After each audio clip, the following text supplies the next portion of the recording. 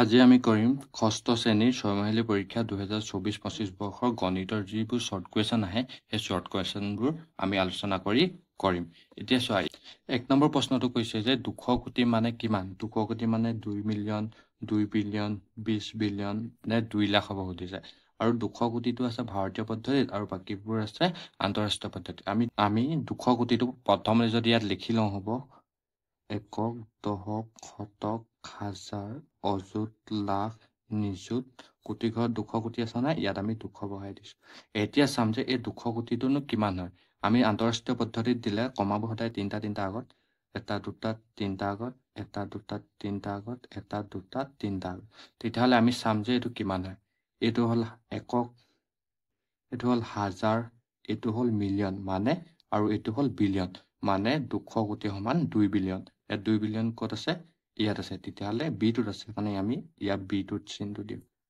এতিয়া কৈছে 2499ৰ শতকলৈ আসন্ন মান হ'ল বুলি কৈছে। এতিয়া 2499ৰ শতকলৈ আসন্ন মান উলিয়াবলৈ হ'লে আমি দশকৰ স্থানৰ সংখ্যাটো চাব লাগিব। দশকৰ স্থানৰ সংখ্যাটো কি হৈছে? 5তকৈ ডাঙৰ, তেতিয়াহ'লে 400টো হৈ যাব 500। তেতিয়াহ'লে 2499ৰ শতকলৈ আসন্ন মান হ'ব 2500। এইটো চিত আছে, তেতিয়াহ'লে উত্তৰটো হ'ব চি। ঠিক তেনেদৰে 19323ৰ সৰ্বোচ্চ স্থানলৈ আসন্ন মান হ'ল বুলি কৈছে। এতিয়া এই সংখ্যাটো সৰ্বোচ্চ স্থান কি আছে? একক, দশক, শতক, হাজাৰ, অযুত। তেতিয়াহ'লে 1 অযুতৰ আসন্ন মান কি হ'ব সুধিছে। অযুতৰ আসন্ন মান উলিয়াবলৈ হ'লে তাৰ আগতে হাজাৰ স্থানটো আছে। হাজাৰ স্থানৰ সংখ্যাটো যিহেতু 5তকৈ ডাঙৰ, তেতিয়াহ'লে এইটো 1টো কি হৈ যাব? 2 হৈ যাব, মানে 20,000 হৈ যাব। ইয়াত 20,000টো আছে বি, তেতিয়াহ'লে উত্তৰটো হ'ব বি।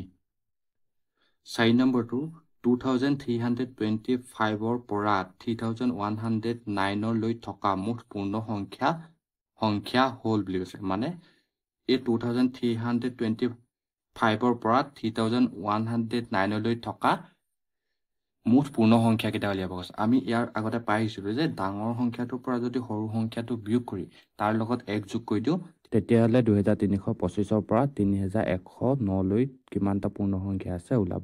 আমি ইয়াত কৰি চাওঁ। এতিয়া ডাঙৰ সংখ্যাটো হৈছে 3109ৰ পৰা 2325টো আমি যদি বিয়োগ কৰোঁ, 9 পৰা 5 গ'লে 4, 10 পৰা 2 গ'লে 8, আৰু ইয়াত থাকিব 30 পৰা 23 গ'লে 7 থাকিব। আৰু এই পোৱা মানটোৰ লগত যদি আমি 1 এটা যোগ কৰি দিওঁ, তেতিয়া পূৰ্ণ সংখ্যাকেইটা ওলাব। তেতিয়াহ'লে 7, 8 কি হ'ব? 5। তেতিয়াহ'লে 2325ৰ পৰা 3109লৈ মুঠ পূৰ্ণ সংখ্যা হ'ব 785, যিটো ডিত আছে। ইয়াৰ উত্তৰটো হ'ব ডি। তাৰপাছতো কৈছে তৃতীয় ত্ৰিভুজীয় সংখ্যা হ'ল বুলি। আমি ত্ৰিভুজীয় সংখ্যা উলিওৱা ফৰ্মুলাটো হৈছিলে n হোল ইনটু n+1/2। এইটোৱে হ'ল কি হৈছে ত্ৰিভুজীয় সংখ্যা উলিওৱা ফৰ্মুলা। ইয়াত কি কৈছে? তৃতীয় ত্ৰিভুজীয় সংখ্যা উলিয়াব কৈছে, মানে nৰ সমান হ'ব 3। এতিয়া ইয়াত যদি আমি 3 মানটো বহাই দিওঁ, কি হ'ব? 3, আৰু nৰ মানটো যিহেতু 3 + 1 হ'ব বাই 2 আছে। এতিয়া ইয়াত 3 যোগ 1 আছে, 3 1 4 হ'ব। 4 লগত 3 পূৰণ কৰিলে 12 হ'ব, আৰু তলত থাকিব 2। এতিয়া 12ক যদি 2 হৰণ কৰোঁ 6 যাব। তেতিয়াহ'লে তৃতীয় ত্ৰিভুজীয় সংখ্যাটো হ'ব 6। ইয়াত 6 আছে নে? 1 আছে, এখন আমি ইয়াত 1 দিম। তাৰপাছতো আটাইতকৈ সৰু মৌলিক সংখ্যা আৰু আটাইতকৈ সৰু যৌগিক সংখ্যাৰ গসাগু উলিয়াব কৈছে। আমি জানো যে আটাইতকৈ সৰু মৌলিক সংখ্যাটো হ'ল 2, আৰু আটাইতকৈ সৰু যৌগিক সংখ্যাটো হ'ল 4। ইহঁতৰ গসাগু উলিয়াব কৈছে। যদি গসাগু উলিয়াওঁ, 2 যাব, 2 × 2, 2 × 4। ইয়াত কি ওলালে? 2 ওলালে। তেতিয়াহ'লে 2 আৰু 4 গসাগু হ'ব 2। ইয়াত 2 আনচাৰটো আছেনে? বিত আছে। তেতিয়াহ'লে উত্তৰটো হ'ব বি। তাৰপাছতো যদি এ আৰু বি দুটা পৰস্পৰ মৌলিক সংখ্যা হয়, তেন্তে এ আৰু বিৰ গসাগু হ'ব। কি কৈছে? আমি জানো যে যিকোনো দুটা মৌলিক সংখ্যাৰ গসাগু সদায় 1 হয়। তেতিয়াহ'লে 1টো ক'ত আছে? বিত আছে। তেতিয়াহ'লে উত্তৰটো হ'ব বি। তাৰপাছত কৈছে দুডাল কটাকটি কৰা সৰল ৰেখাই কটাকটি কৰা বিন্দুৰ সংখ্যা হ'ল।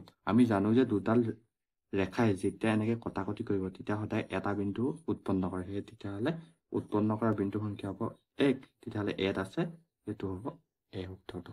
তাৰপাছতো পৰমাণুৰ ভিতৰত আছে -51ৰ মান কি হ'ব সুধিছে। আমি জানো যে পৰমাণুৰ ভিতৰত যদি যিকোনো সংখ্যা থাকে, সদায় যদি মাইনাছ থাকে, মাইনাছটো কি হৈ যায়? প্লাছ হৈ যায়, মানে 51 হ'ব।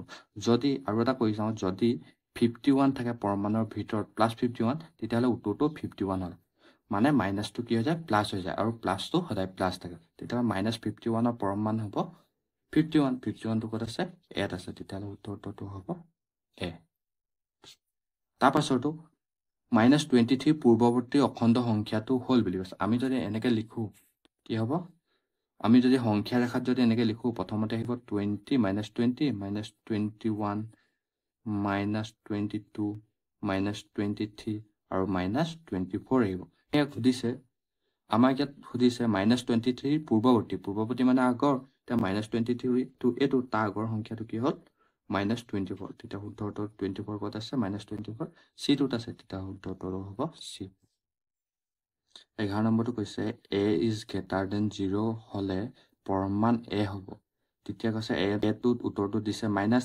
মাইনাছটো থাকিলে সদায় শূন্যতকৈ সৰু হয় তেতিয়াহ'লে এই a টো শূন্যতকৈ ডাঙৰ হ'লে কি হ'ব -a হ'ব নোৱাৰে এতিয়া কি কৈছে a পৰমাণুৰ ভিতৰত আছে মানে যুগ্ম সংখ্যাত আছে আমি জানো যে পৰমাণুৰ ভিতৰত যিকোনো যোগাত্মক সংখ্যাৰ থাকিলে উত্তৰটো সদায় যুগ্ম হয় তেতিয়াহ'লে এইটো কি হ'ব a পৰমাণু হ'ব a সেইকাৰণে আমি উত্তৰটো কি দিছোঁ বিত আছে কাৰণে আমি বিটো দিছোঁ 12 নম্বৰটো কৈছে তলৰ কোনটো অপ্ৰকৃত ভগ্নাংশ নহয় বুলি কৈছে এতিয়া আমি ইয়াত তিনিটা অপ্ৰকৃত ভগ্নাংশ দিয়া আছে আৰু যিটো অপ্ৰকৃত ভগ্নাংশ নহয় সেইটো উলিয়াব আমি জানো যে অপ্ৰকৃত ভগ্নাংশৰ হৰটো সদায় লবটোতকৈ কি হয় সৰু হয় তেতিয়াহ'লে এই লবটোতকৈ সৰু 2 আছে তেতিয়াহ'লে এইটো অপ্ৰকৃত ভগ্নাংশ হয় আৰু কি হয় মিশ্ৰ ভগ্নাংশবোৰ সদায় অপ্ৰকৃত ভগ্নাংশ হয় তেতিয়াহ'লে এইটো অপ্ৰকৃত ভগ্নাংশ হয় কিন্তু C টোত দিছে লবটো হৰটোতকৈ কি হৈছে সৰু হৈছে তেতিয়াহ'লে এইটো এটা প্ৰকৃত ভগ্নাংশ হ'ব এতিয়া সেইকাৰণে প্ৰকৃত ভগ্নাংশটো C আছে আমি সেইকাৰণে C টোত দিম আৰু 9টো যদি চাওঁ 9টোৰ তলত এটা থাকে লবটো হৰটোতকৈ ডাঙৰ হৈছে সেইকাৰণে এইটো এটা হ'ব অপ্ৰকৃত ভগ্নাংশ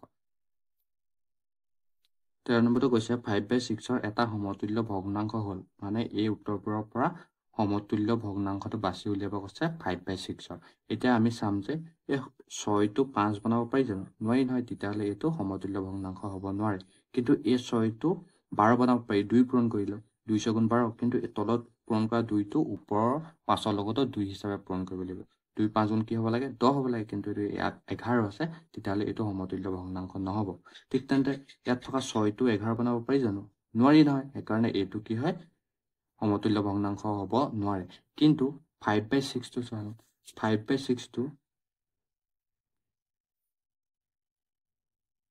5/6টো যদি ওপৰত 3 আৰু তলতো 3 পূৰণ কৰোঁ তেতিয়াহ'লে কি হ'ব 3 6 গুণ 18 আৰু 3 5 গুণ 15 মানে 5/6ৰ এটা সমতুল্য ভগ্নাংশ হ'ব 15/18 ইয়াত 15/18টো আছে তেতিয়াহ'লে এই ডিটো হ'ব 5/6ৰ এটা সমতুল্য ভগ্নাংশ 24 হৰবিশিষ্ট 3/8ৰ সমতুল্য ভগ্নাংশটো হ'ল বুলি কৈছে কি কৈছে 3/8ৰ এটা সমতুল্য ভগ্নাংশ ওলাব যিটো হৰত কি থাকিব 24 থাকিব তেতিয়াহ'লে সেই ভগ্নাংশটোনো কি হ'ব সুধিছে এতিয়া আমি যদি কৰোঁ 3/8ৰ পৰা যদি কি হয় 24 হৰবিশিষ্ট সমতুল্য ভগ্নাংশটো উলিয়াওঁ তেতিয়া কি হ'ব এই 8টোৰ লগত কি পূৰণ কৰিলে 24 হ'ব 3 পূৰণ কৰিছে মানে 3 8 গুণ 24 আছে যেহেতু তলত 3টো পূৰণ কৰিলোঁ ওপৰতো 3 পূৰণ কৰিব লাগিব তেতিয়া 3 গুণ কি হ'ব 9 হ'ব তেতিয়াহ'লে 3/8ৰ 24 হৰবিশিষ্ট সমতুল্য ভগ্নাংশটো হ'ব 9/24 ইয়াত 9/24 আছেনে আছে বিটোত আছে উত্তৰটো হ'ব বি 15 নম্বৰটো কৈছে যে আয়তৰ সমমিতি অক্ষৰ সংখ্যা হ'ল আমি জানো যে আয়তৰ সমমিতি অক্ষৰ সংখ্যা সদায় 2 হয় আমি যদি ইয়াত দেখুৱাই দিওঁ ধৰা হ'ল এইটো এটা আয়ত এই আয়তৰ সমমিতি অক্ষৰ কিডাল হ'ব এডাল হ'ব আৰু এডাল হ'ব কাৰণ এইকেইডাল হ'ব কাৰণ এই দুটা জাপত যদি আমি কোনো এটা আয়তৰ আকৃতি জাপি দিওঁ তেতিয়াহ'লে সম্পূৰ্ণৰূপে জাপ খাই যাব সেইকাৰণে এইডাল আৰু এইডাল কি হ'ব আয়তৰ সমমিতি অক্ষ হ'ব তেতিয়াহ'লে আয়তৰ সমমিতি অক্ষ দুডাল আছে সেইকাৰণে আমি এই 2টো আছে সেইকাৰণে আমি টোত দিম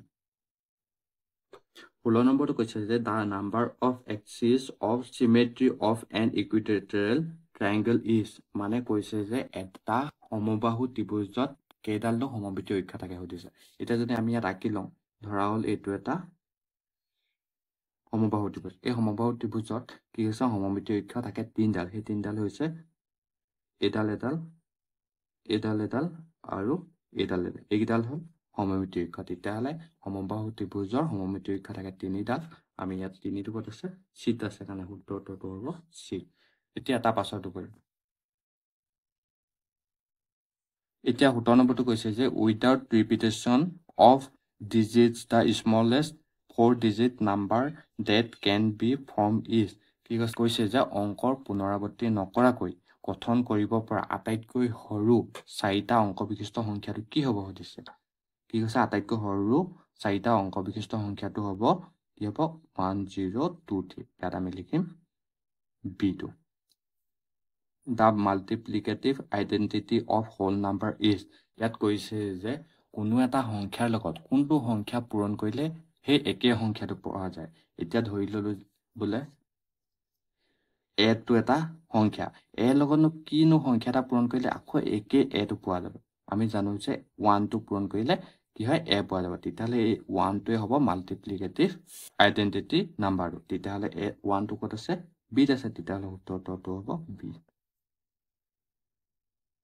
তাৰ পাছতো কৈছে 19 number the smallest factor of a number is আমি জানো যে যিকোনো সংখ্যা আটাইতকৈ সৰু উৎপাদকটো হয় a তেতিয়াহলে এইটো আমি b আছে কাৰণে আমি লিখিম b2 the additive inverse of -109 is মানে -109 ৰ যোগাত্মক বিপৰীতটো কি হ'ব তেতিয়াহলে যোগাত্মক বিপৰীত উলিয়াবলৈ হলে এই মাইনাসটো কি হ'ব প্লাস হ'ব মানে 109 টো d আছে উত্তৰটো হ'ব d তাৰপিছত কৈছে 16 নম্বৰটো বৃত্তৰ সমমিতি অক্ষৰ সংখ্যা হ'ল আমি জানো যে বৃত্তৰ সমমিতি অক্ষৰ সংখ্যা অসংখ্য সেইকাৰণে আমি লিখিম চিত থকা অসংখ্য সেইকাৰণে উত্তৰটো হ'ব চিত 17 নম্বৰটো অংকৰ পুনৰাবৃত্তি নকৰাকৈ গঠন কৰিব পৰা 4টা অংক বিশিষ্ট আটাইতকৈ ডাঙৰ সংখ্যাটো হ'ল যদি অংকৰ পুনৰাবৃত্তি নকৰাকৈ আমাক 4টা অংক বিশিষ্ট আটাইতকৈ ডাঙৰ সংখ্যাটো লিখিবলৈ দিয়ে তেতিয়াহলে আমি আটাইতকৈ ডাঙৰ অংকৰ পৰা অৰ্ধকমত আহি লিখিব পৰা 4টা সংখ্যাটোৱে হ'ব আটাইতকৈ ডাঙৰ সংখ্যা ইয়াত ওলোটাকে ক'ত আছে 9876 আছে তেতিয়াহলে d টো হ'ব উত্তৰ 18 নম্বৰটো কৈছে স্বাভাৱিক সংখ্যা নোহোৱা একমাত্ৰ পূৰ্ণ সংখ্যাটো কি এতিয়া আমাক কৈছে যে পূৰ্ণ সংখ্যাত থকা কোনটো সংখ্যা আমাৰ স্বাভাৱিক সংখ্যাৰ অন্তৰ্গত নহয় তেতিয়াহলে আমি 0 টো কি হয় স্বাভাৱিক সংখ্যাৰ অন্তৰ্গত নহয় তেতিয়াহলে 0 টো ইয়াত ক'ত আছে ইয়াত আছে তেতিয়া উত্তৰটো হ'ব a